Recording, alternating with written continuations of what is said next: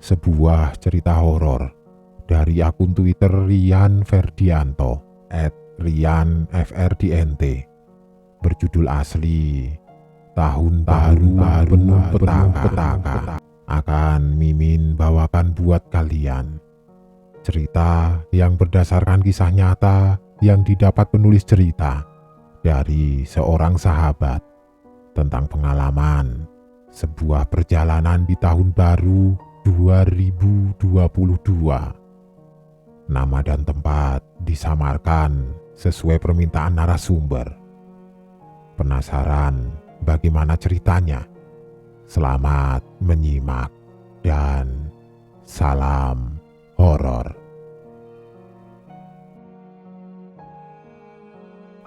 Perkenalkan, namaku adalah Surya. Ceritaku ini adalah sebuah cerita panjang dari perjalanan malam tahun baru 2022. Usiaku 22 tahun. Seorang mahasiswa yang malam tahun baru itu rencananya melepas penat dan pergi ke suatu tempat. Aku tidak sendiri. Ada David, Reynaldi, Guntara, Andi, dan Bayu yang juga ikut dalam perjalanan malam tahun baru tersebut. Pukul 14, kami berenam berkumpul di rumah Bayu untuk merencanakan akan kemana perjalanan kami berlabuh.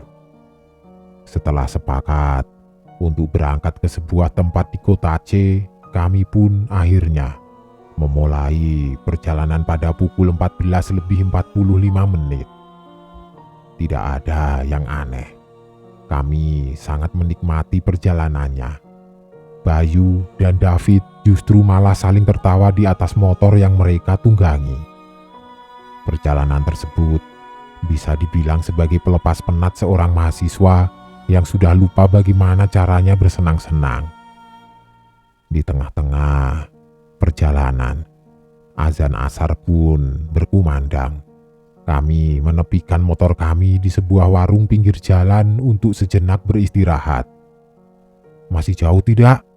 tanya Guntara saat kami tengah beristirahat. "Ya lumayan sih, sekitar 6 jam lagi," jawabku. Singkat cerita, kami pun melanjutkan perjalanan pada pukul 16:50 waktu setempat.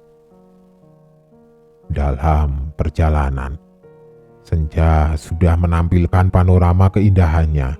Udara pun mulai berubah menjadi agak sedikit dingin yang kemudian menancap ke seluruh tubuh. Di tengah-tengah perjalanan, Andi mengeluh bahwa ada yang tidak beres dengan motor yang ia tunggangi. "Pantes dari tadi geol, bocor ini mah," ucap Reynaldi. "Ah, ada bengkel tidak ya di dekat sini?" ucap Andi. "Coba nanti aku lihat di map," kata aku. Kami pun melanjutkan perjalanan dengan Reynaldi yang kini satu motor bertiga bersama aku. Sementara itu, Andi harus mencoba menyeimbangkan keadaan motor yang bocor di jalanan yang lumayan cukup parah dan berlubang. Setelah 25 menit mencari letak di mana bengkel itu berada, akhirnya kami berenam pun menemukan sebuah bengkel milik warga setempat. Namun saat itu bengkel sudah tutup. Namun bapak pemilik bengkel itu masih ada di luar rumah sedang berbincang dengan istrinya. Kami datang dengan baik-baik dan meminta pertolongan kepada bapak pemilik bengkel tersebut agar bisa menambal motor Andi yang bocor.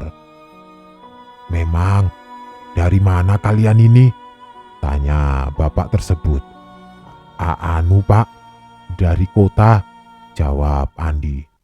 "Ya sudah, kalian duduk saja dulu, tunggu 15 menit, ucap bapak tersebut lagi. Dan ia pun kemudian mempersiapkan alat-alat untuk menambal ban motor Andi. Setelah bapak pemilik bengkel tersebut selesai menambal ban motor milik Andi, kami sedikit berbincang. dan bertanya kepada si bapak tentang lokasi yang akan kami tuju. "Kalian yakin mau ke sana? Lewat tengah hutan itu? Bapak bukan bermaksud mau nakut-nakutin, tapi memang sudah banyak kejadian di sana," ucap bapak tersebut. "Tapi kalau kalian memang mau ke sana, silahkan. Bapak tidak larang. Banyak berdoa dan selalu ingat Tuhan. Itu yang paling penting," ucap bapak tersebut dan kemudian masuk ke dalam rumah. Kami pun melanjutkan perjalanan pada pukul 19:06 waktu setempat. Gelap sudah menghiasi setiap pandang. Udara pun juga semakin dingin terasa di sekujur badan. "Kamu percaya tidak?" kata bapak yang tadi. "Mitos sih menurutku. Mana ada kan zaman sekarang cerita-cerita kayak begitu," ucap Guntara kepadaku di tengah perjalanan. "Iya sih, tapi ya tidak ada salahnya juga kita mendengarkan si bapak tadi. Dia kan orang sini. Jadi ya pasti dia tahu lebih banyak tentang tempat di sini," balasku kemudian. Perjalanan terus kami lanjutkan sampai pukul 21. Di sana, di tengah hutan itu, Guntara selalu berkata, "Hutan ini yang katanya angker. Mana? Biasa saja tuh," katanya. Sepanjang jalan, aku selalu menepis perkataannya. "Gun, sudahlah. Sebagai pendatang, kita harus menghargai tempat yang kita kunjungi," kataku. Surya, sudah 22 tahun, sudah berbulu lebat juga. Masih percaya kamu sama yang begituan?" timpal Guntara.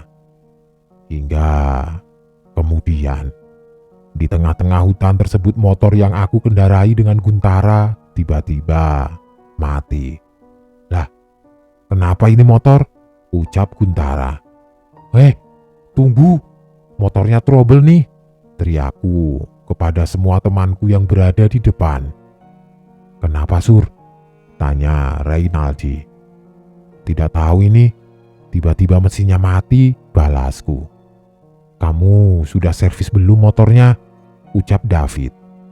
"Sebelum berangkat, sudah aku masukkan bengkel," balas Guntara. Aku melihat jam di ponselku, saat itu jam sudah menunjukkan pukul 22:30, hampir tengah malam. Aku melihat sekeliling benar-benar sepi. Hutan ini terlihat begitu menyeramkan di balik kegelapan. "Coba nyalakan senter, biar aku cek dulu," ucap Bayu. Dia memang sedikit banyaknya tahu tentang problem kendaraan bermotor. "Nyalain senter kamu, Gun," ucapku pada Guntara kemudian. Tidak ada yang salah sih sama mesinnya. Businya juga masih bagus.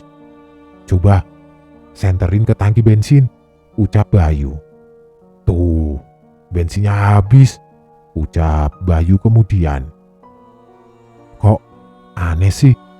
Tadi aku isi full. Sumpah, beneran. Tanya saja Surya," ucap Guntara. "Iya, pas di pom tadi kita isi full kok," kata aku. Motor yang aku tunggangi dengan Guntara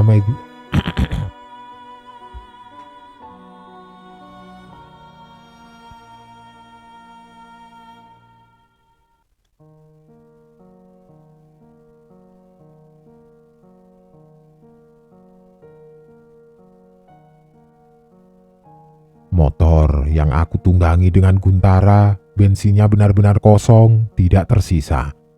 Benar-benar di luar nalar. Ya sudah, tidak usah ribet.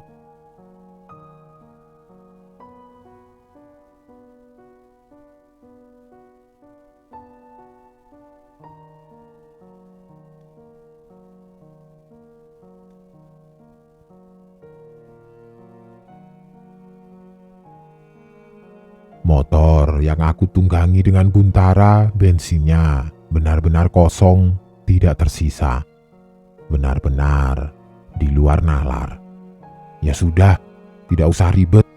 Kamu naik saja di motorku, biar motor ini disetep sampai pom bensin terdekat," ucap Reynaldi kemudian. Itu ditujukan kepadaku. "Iya, baik," balasku. Kami pun meneruskan perjalanan di jam yang sudah menunjukkan pukul 23 waktu setempat. Udara berubah semakin dingin dengan pemandangan hutan yang begitu lebat dipenuhi pepohonan tinggi menjulang. Hanya satu yang aku pikirkan pada saat itu. Hutan ini benar-benar cukup menyeramkan. Sudah 15 menit kami meneruskan perjalanan. Pemandangan yang terlihat hanyalah hutan belantara dan benar-benar hanya ada motor kami yang melintas di jalanan tersebut. Saat kami terus melanjutkan perjalanan, tiba-tiba ada sebuah cahaya yang begitu terang seperti lampu tembak mobil. Namun itu sangat terang sekali, membuat kami silau dan terpaksa berhenti. Cahaya itu semakin mendekat dan terus mendekat. Kesilauannya memaksa kami untuk memejamkan mata. Hingga tiba-tiba lampu itu sudah tidak ada. Namun anehnya, saat kami melihat ke belakang tidak ada kendaraan apapun yang lewat. Kami pun bertanya-tanya, lantas cahaya itu berasal dari mana? Kami pun kembali melanjutkan perjalanan dengan Guntara yang terus bilang, "Aneh sekali ya, cahaya apaan sih barusan? Mana ada sih itu cahaya dari jin atau sebagainya?" Ia benar-benar berbicara sembarang di tempat yang bahkan belum kita tahu lebih dalam.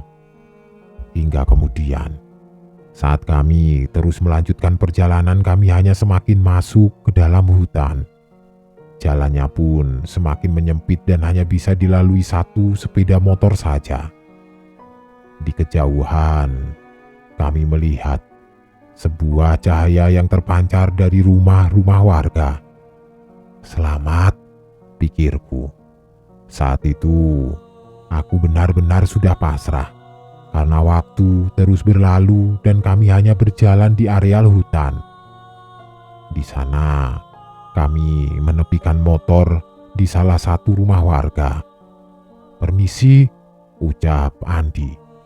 Jam pada saat itu sudah menunjukkan pukul 00:15 waktu setempat.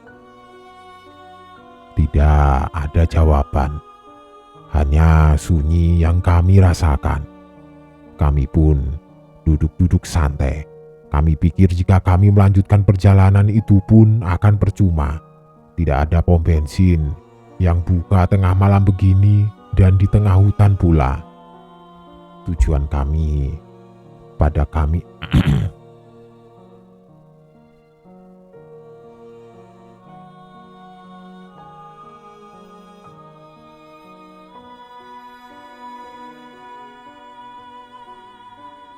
Tujuan kami pada saat itu adalah menunggu pagi datang. Namun, semakin ditunggu justru pagi tidak kunjung datang. Yang kami dapatkan di sini justru sesuatu yang sangat di luar nalar. Dari kejauhan, kami melihat segerombolan warga, banyak sekali. Mereka semua membawa obor dalam genggaman mereka. Namun, saat kami berteriak memanggil mereka justru tidak ada yang menggubris sama sekali. Mereka berlalu tanpa memperdulikan kami. Lagi, di kejauhan, kami melihat lagi segerombolan warga yang tengah mengarak-arak wanita di atas keranda.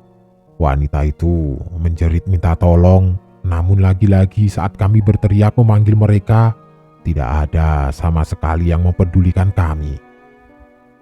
Pikiranku sudah tidak karuan. Sebenarnya, desa apa yang kami singgahi ini?